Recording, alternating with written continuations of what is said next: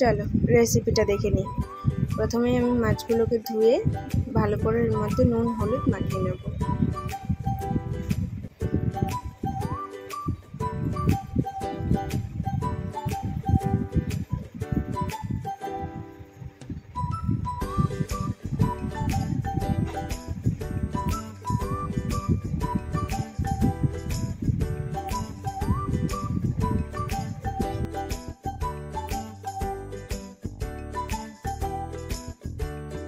মাছগুলো তো আমার নুন হলুদ ভালো করে মাখানো হয়ে গেছে। এবারে আমি এর মধ্যে দিয়ে দেবো সর্ষের তেল। সর্ষের তেলটা দিয়েও ভালো করে আমি মিশিয়ে নেবো মাছগুলো। হয়ে গেছে আমার সব কিছু মাখানো। এবার আমি গ্যাসটা অন করে কড়াইটা বসিয়ে দেবো। কড়াইটা গরম হলে আমি দিয়ে দেবো পরিমাণ মতো সাদা তেল। তোমরা চাইলে সর্ষের তেল দিতে পারো। দিয়ে দিলাম সামান্য নুন, দিয়ে তেলের সঙ্গে ভালো করে মিশিয়ে নেব।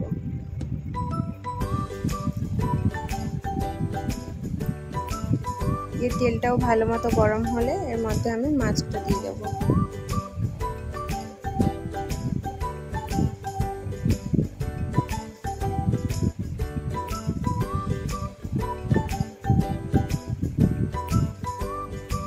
এক পাশ হয়ে গেলে আমি ঢাকা খুলে আবারও মাছটাকে উল্টে দেব।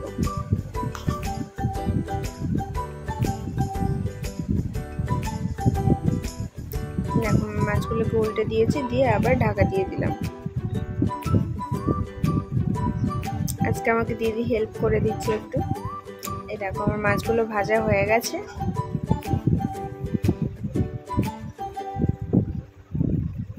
আরও যে একটা মাছ ছিল আমি সেটাও দিয়ে দিলাম, দিয়ে এটাকেও ভালোভাবে আমি ভেজে তুলে নেব। 3টে মাছ আমি ভালো করে ভেজে নিয়েছি। এবার আমি মশলা করব। মশলার মধ্যে আছে 2টো মিডিয়াম সাইজের পেঁয়াজ, 5-6টা মতো কাঁচা লঙ্কা, আর আছে 1 টুকরো আদা, আর আছে 6-7টা মতো রসুনের কোয়া, আর একটা গোটা টমেটো। সবগুলোকে আমি ভালো করে মিক্সিতে পেস্ট করে নেব। সব মশলা আমার করা হয়ে গেছে। এবার আমি কড়াইতে দিয়ে দিলাম একটা তেজপাতা, দিলাম 2টো লবঙ্গ, একটা দারচিনি, দিয়ে এগুলো হালকা ভাজা ভাজা হয়ে এলে এর মধ্যে আমি দিয়ে দেবো সামান্য গোটা জিরে। সবগুলোকে 2-3 সেকেন্ডের মতো ভেজে নেব। দিয়ে এর মধ্যে আমি প্রথমে দিলাম পেঁয়াজ আর কাঁচা লঙ্কার পেস্ট, দিয়ে এগুলোকে ভালো করে আমি কষিয়ে নিচ্ছি। এবার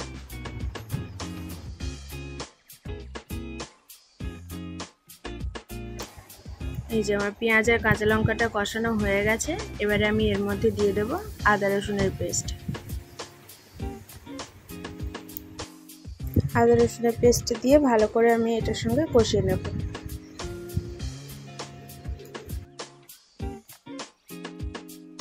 আদা রসুনটা ভালোভাবে কষানো হয়ে গেলে এর মধ্যে আমি শুকনো মশলাগুলো দিয়ে দেবো। প্রথমে পরিমাণ মতো নুন, তারপরে দেব হলুদ, তারপরে দেব কাশ্মীরি লাল লঙ্কা। তোমরা চাইলে ঝালের জন্য গুঁড়ো লঙ্কাও দিতে পারো। এবারে আমি দিয়ে দিলাম জিরে পাউডার আর দিলাম ধনে পাউডার। দিয়ে এগুলোকে ভালো করে এই মশলার সঙ্গে মিশিয়ে নেব। এই সময় গ্যাসটাকে একদম কম আঁচে রাখতে হবে, নাহলে মশলাগুলো পুড়ে যাবে।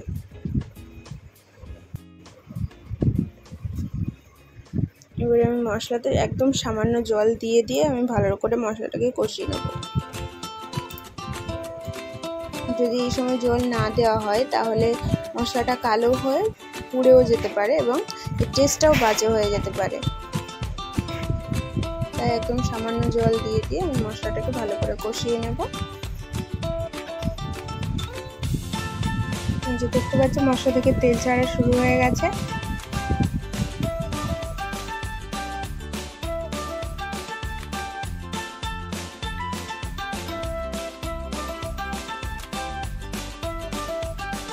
এই যে মশলাটা আমার অনেকটাই কষানো হয়ে এসছে। এবারে আমি এর মধ্যে দিয়ে দেবো টমেটোর পেস্ট।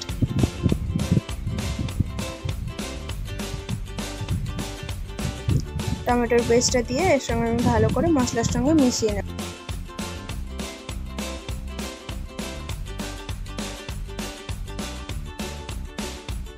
মশলাটা আমার কষানো হয়ে গেছে। এবারে আমি এর মধ্যে দিয়ে দেবো পরিমাণ মতো জল। খুব বেশি জল দেব না, একদম যাতে তরকারিটা মাখা মাখা হয় সেরকমভাবেই জল দেব। এই দেখো তরকারিটা ফুটে এসছে। এবারে আমি এর মধ্যে একে একে মাছগুলো দিয়ে দেবো।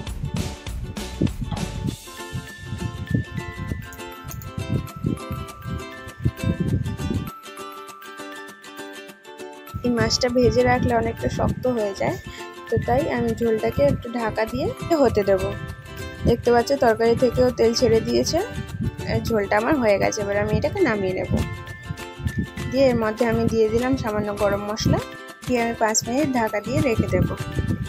Pomfret fish curry ready.